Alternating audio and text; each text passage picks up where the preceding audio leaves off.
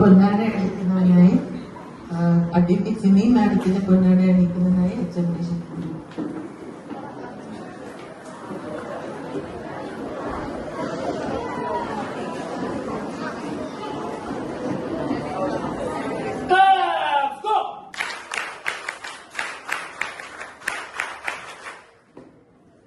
അടുത്തതായി പൊന്നാട ശിവഗംഗയ്ക്ക് അഡ്വക്കേറ്റ് ശിവഗംഗയ്ക്ക് പൊന്നാട അണിയിക്കുന്നതായി എക്സമിനേഷൻ.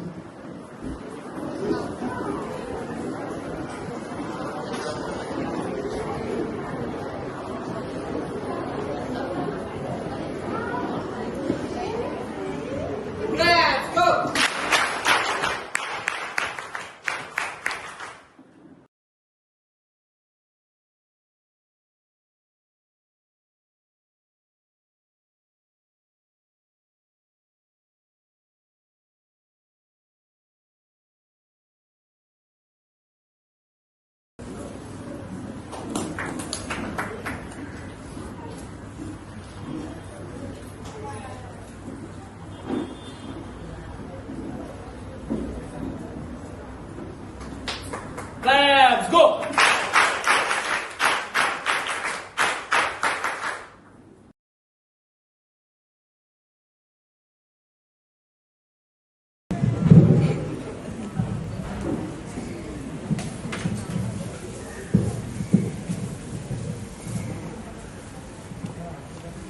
പേര് പറയണേ.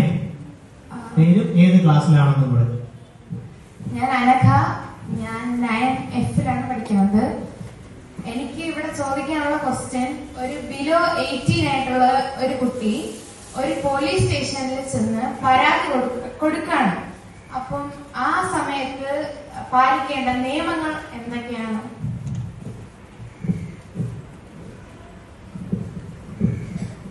ഇവിടെ ഒരു കാര്യം ശ്രദ്ധിക്കാനുള്ളത്, ഇരിക്കാം, പോലീസ് സ്റ്റേഷനിൽ പരാതി കൊടുക്കുന്നതിനൊരു ഏജ് റെസ്ട്രിക്ഷൻ ഒന്നുമില്ല.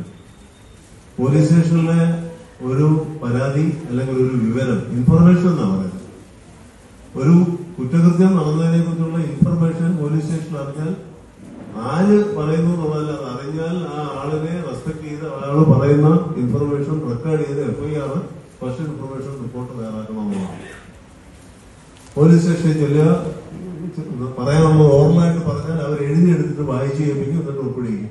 അല്ല, നിങ്ങൾ എഴുതിക്കൊണ്ട് പോവുകയാണെന്നുണ്ടെങ്കിൽ അവിടെ കൊടുത്തിട്ട് ഒരു റെസിപ്റ്റ് കൂടെ വായിക്കാൻ നിങ്ങൾക്ക് കിട്ടാൻ നിങ്ങൾക്ക് അർഹതയുണ്ട്. അതുകൊണ്ട് പോലീസ് സ്റ്റേഷനെ കുറിച്ച് ഭയപ്പെടേണ്ട കാര്യമില്ല. പോലീസ് സ്റ്റേഷന് നമുക്ക് വേണ്ടിയിട്ടുള്ള ഒരു സ്ഥാപനമാണ്.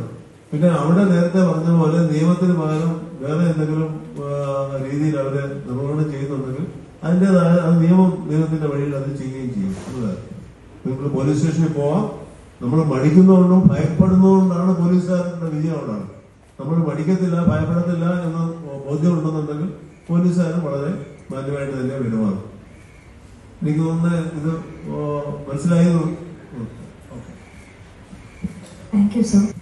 തീർച്ചയായിട്ടും വിവരാവകാശ നിയമപ്രകാരം നമ്മൾ ആവശ്യപ്പെട്ട് കിട്ടുന്ന വിവരങ്ങൾക്ക് നമുക്ക് കോടതിയിൽ അതൊരു തെളിവായിട്ട് സ്വീകരിക്കാവുന്നതാണ്. അങ്ങനെ തന്നെയാണ് ഇവിടെ പല കേസുകളിലും എല്ലാം തെളിവായിട്ട് സ്വീകരിക്കാറുണ്ട്. ഉത്തരവായി നമ്മള് സ്വാതന്ത്ര്യം കിട്ടിയതിന് ശേഷം ഇന്ന് സ്വാതന്ത്ര്യ ദിനമാണ്. സ്വാതന്ത്ര്യം ഇതിലൊക്കെ നമ്മൾ അനുഭവിക്കുന്നു, എക്സ്പീരിയൻസ് ചെയ്യുന്നു എന്നുള്ളതിന്റെ അതാണ്. അപ്പോഴാണ് സ്വാതന്ത്ര്യമാണ്. ഈ വിവരാവകാശ നിയമം ഇന്ത്യയിൽ പാസ്സാക്കിയത് ഒരു വലിയ വിപ്ലവമാണ്. പണ്ട് നമുക്ക് ഒരു കേസ് കൊടുക്കണമെങ്കിൽ കേസിന് ആധാരമായ രേഖകൾ കിട്ടത്തില്ലായിരുന്നു.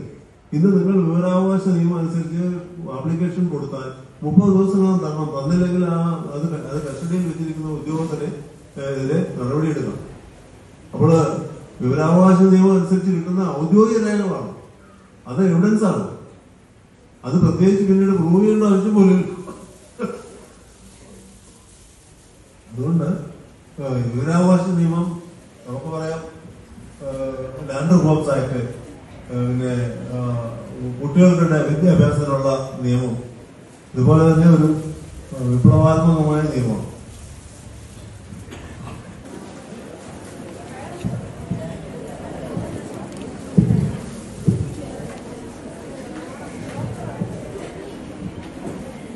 എന്റെ പേര് ദേവന്ത. ഞാൻ 9ലാണ് പഠിക്കുന്നത്. കോടതി ഭാഷ മലയാളമാക്കണമെന്ന അഭിപ്രായം ഈയിടെ പത്രത്തിൽ കണ്ടു. അതിനെക്കുറിച്ച് സാറിന്റെ അഭിപ്രായം? ആരെങ്കിലും പറഞ്ഞാൽ മതി. അത് നടക്കത്തില്ല. ഏതാ മലയാളം ആക്കുന്നത്? നടക്കാവുന്ന സ്ഥലത്ത് നടക്കാം. ഉദാഹരണത്തിന് നമ്മുടെ കോടതി സ്ട്രക്ചർ എന്ന് പറയുന്ന ഒരു പിരമിഡ് പോലാണ്. ഏറ്റവും താഴെ കൂടുതൽ കോടതികളുണ്ട്, കൂടുതൽ കക്ഷികളുണ്ട്. കുറച്ച് മുകളിലോട്ട് പോകുന്നതോടും ജില്ലാ കോടതി, ഹൈക്കോടതി, സുപ്രീം കോടതി. അപ്പൊ സുപ്രീം കോടതിയിൽ പോയി മലയാളത്തിൽ അറിയുകയാണ്, ഹൈക്കോടതിയിൽ പോയി മലയാളത്തിൽ അറിയുകയാക്കുന്നത്. നമ്മുടെ ഔദ്യോഗിക ഭാഷ മലയാളത്തിലാണെങ്കിൽ പോലും ഈ മലയാളം ഡോക്യുമെന്റ്സ് എല്ലാം കോടതി കൊടുക്കുമ്പോൾ ഇംഗ്ലീഷിൽ ട്രാൻസ്ലേറ്റ് ചെയ്ത് കൊടുക്കും. മലയാളത്തിലാക്കുന്നത് നല്ലതാണ്. അപ്പോൾ തമിഴ്നാട്ടിൽ പറയും തമിഴിലാക്കണം, കർണാടകത്തിൽ പറയും കന്നഡയിലാക്കണം. ഒരു ലിമിറ്റ് വരെ പറ്റും, ട്രയൽ കോടതികളിൽ പറ്റും. അതുകൊണ്ട് ചോദ്യം വളരെ അന്വർത്ഥമാണ്, വളരെയധികം റിലവന്റ് ആണ് ഇന്നത്തെ കാലഘട്ടത്തിൽ. കാരണം കേസുകൾ ജനസംഖ്യ കഴിഞ്ഞാൽ പിന്നെ നമ്മൾ ഏറ്റവും കൂടുതൽ പെരുകുന്നത് കേസുകളാണ് ഇന്ത്യയിൽ. അതുകൊണ്ട് കേസിന് ഒരു മഞ്ഞമില്ല. കേസ് കിട്ടത്തില്ല, ഫീസ് കിട്ടത്തില്ല, പൈസ കിട്ടത്തില്ല എന്ന് വെച്ച് നിയമം പഠിക്കാൻ പോകാൻ പ്രാക്ടീസ് വക്കീലാകാതിരിക്കുന്നത് നമ്മളത് കണ്ടെത്തണം. അതുകൊണ്ട് മലയാളത്തിൽ കേസ് കോടതി ഭാഷ മലയാളം ആക്കണമെന്ന് പറയുന്നത് ചില ഏരിയാസിലൊക്കെ ഇപ്പൊ എവിഡൻസ് എടുക്കുക കോടതിയിൽ മലയാളത്തിലാണ്. അത് മലയാളത്തിലെ ജഡ്ജി സ്വന്തം കൈകൊണ്ട് തന്നെ കുറിച്ചെടുക്കും. മറ്റു രേഖകൾ ആധാരം എഴുതുന്ന അങ്ങനെ കൊടുക്കുക. അതുകൊണ്ട് ഒരു പരിധി വരെ മലയാളമാണ്. ഇവിടെ ഏത് മീഡിയമാ പഠിക്കുന്നത്? ഇംഗ്ലീഷ് മീഡിയം അല്ലേ? അപ്പൊ ഇംഗ്ലീഷ് ഒരു അനിവാര്യമാണ്. ഇപ്പോഴത്തെ നമ്മുടെ പ്രസക്തമായ കാലത്ത് പല കാര്യങ്ങളും കോടതിയിൽ ഡീലിങ്ങിന് ഇംഗ്ലീഷ് ആവശ്യമായി വരേണ്ടി വരും. മനസ്സിലായോ? സാറത് ബോധ്യപ്പെടുത്തി തന്നു. അപ്പൊ മനസ്സിലായോ? അതിനാണ് നമ്മൾ ഇംഗ്ലീഷ് മീഡിയത്തിലേക്ക് മാറിയത്, ഇല്ലേ? എന്നാലും നിങ്ങൾ സംസാരിക്കുന്നത് എന്താ ഇവിടെ? അല്ലേ? ഇംഗ്ലീഷിൽ ഇവിടെ ആരും സംസാരിക്കുന്നത് ഞാൻ കേട്ടില്ല, അല്ലേ? അപ്പൊ ഇംഗ്ലീഷും നമുക്ക് അനിവാര്യമായ ഒരു ഭാഷയാണ്. അടുത്ത ക്വസ്റ്റ്യൻ. എന്റെ പേര് ഷോൺ റോജർ. ഞാൻ 9ഡിയിലാണ് പഠിക്കുന്നത്. ജനാധിപത്യ വ്യവസ്ഥതയ്ക്ക് അനുകൂലമായ കോടതി വിധികൾ അനുകൂലമായ അവസ്ഥ പല സംസ്ഥാനങ്ങളിൽ നാം കണ്ടുവരുന്നു. ഇത് ഉചിതമാണ്?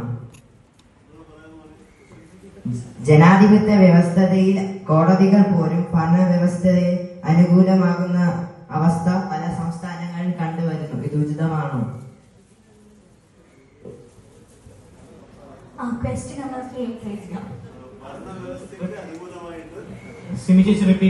ജനാധിപത്യ വ്യവസ്ഥതയിൽ കോടതികൾ പോലും ഭരണവ്യവസ്ഥയെ അനുകൂലമാകുന്ന അവസ്ഥ പല സംസ്ഥാനങ്ങളിലെ വിധികളിലും കാണപ്പെടുന്നത് ഉചിതമാണ്. ചോദ്യമാണ് നമ്മൾ ചോദിച്ചത്. ഇന്ന് ഇന്ത്യയിൽ ഡിസ്കസ് ചെയ്യുന്ന ഡിബേറ്റ് ചെയ്യുന്ന ഒരു വലിയ പ്രശ്നമാണ്. അതായത് സർക്കാർ ഭരണം എന്ന് പറഞ്ഞാൽ സർക്കാർ എന്നാണ് ഉദ്ദേശിച്ചിരിക്കുന്നത്. സർക്കാരിന്റെ വിധേയത്വം കോടതി കാണിക്കുന്നു എന്നാണ്. പാടില്ല. Judges must be judges every inch a judge. ഭരണകക്ഷി ആര് ഭരിക്കുന്നു എന്നുള്ളത് നോക്കേണ്ട കാര്യമില്ല. എന്തിനാണ് നീതിദേവതയുടെ കണ്ണ് കെട്ടിയിരിക്കുന്നത്? Case is heard and decided. ഒരു കേസ് കേട്ടാ തീരുമാനിക്കുന്നത്, കണ്ടല്ല തീരുമാനിക്കുന്നത്. അതുകൊണ്ട് കോടതിയാണ്. ഗവൺമെന്റിന് സർക്കാർ തെറ്റ് ചെയ്താൽ അത് കോടതിയാണ് പറയേണ്ടത്. 3 ഘടകങ്ങളാണ് നമുക്കുള്ളത്. എക്സിക്യൂട്ടീവ് ഉണ്ട്, ലെജിസ്ലേച്ചർ ഉണ്ട്, ജുഡീഷ്യറി ഉണ്ട്. ഈ ജുഡീഷ്യറി ഒരു ഓവർസിയർ ആണ്, ഓവർസൈറ്റ് ആണ്. അങ്ങനെ കോടതി ചെയ്യുന്നുണ്ടെങ്കിൽ അത് തെറ്റാണ്. ഗവൺമെന്റിനെ കണ്ണടച്ച് വിശ്വസിക്കുക, സപ്പോർട്ട് ചെയ്യുക. അല്ല, ഗവൺമെന്റ് ചെയ്യുന്ന നല്ല കാര്യങ്ങളെല്ലാം കോടതി കൊണ്ട് കേസ് കൊടുത്ത് ഇപ്പൊ പബ്ലിക് ഇൻട്രസ്റ്റ് ലിറ്റിഗേഷൻ എന്ന് പറഞ്ഞൊരു വിഭാഗമാണ്. ആരെന്ത് ചെയ്താലും ഉടനെ പബ്ലിക് ഇൻട്രസ്റ്റ് ലിറ്റിഗേഷൻ കൊണ്ട് ഫയൽ ചെയ്യും. അത് പബ്ലിക് ഇൻട്രസ്റ്റ് ലിറ്റിഗേഷൻ അല്ല, പബ്ലിസിറ്റി ഇൻട്രസ്റ്റ് ലിറ്റിഗേഷൻ. അതുകൊണ്ട് അത് നമുക്ക് ചോദിക്കാൻ പറ്റത്തില്ല. മനസ്സിലായോ? ചോദ്യം ചോദിച്ചാള്. Thank you sir.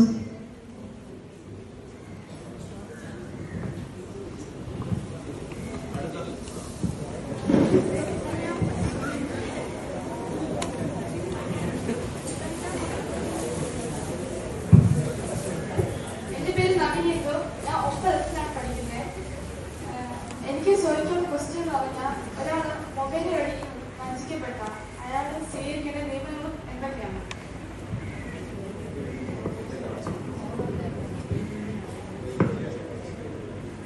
മൊബൈൽ വഴി സാമ്പത്തികമായിട്ട് ഒരുപാട് പേരിപ്പോ പൈസ ഈ ലിങ്കിൽ ക്ലിക്ക് ചെയ്ത് കഴിഞ്ഞാൽ ഇത്ര രൂപ നിങ്ങൾക്ക് കിട്ടുമെന്നും അല്ലെങ്കിൽ 500 രൂപ അടച്ചു കഴിഞ്ഞാൽ പിന്നെ 50,000 രൂപ കിട്ടുമെന്നും അങ്ങനെ പല ചതിക്കുഴികളുണ്ട്. നമ്മൾ ഒന്നാമത് നമ്മൾ ശ്രദ്ധിക്കേണ്ടത് അത്തരത്തിലുള്ള ചതിക്കുഴികളിലൊന്നും നമ്മൾ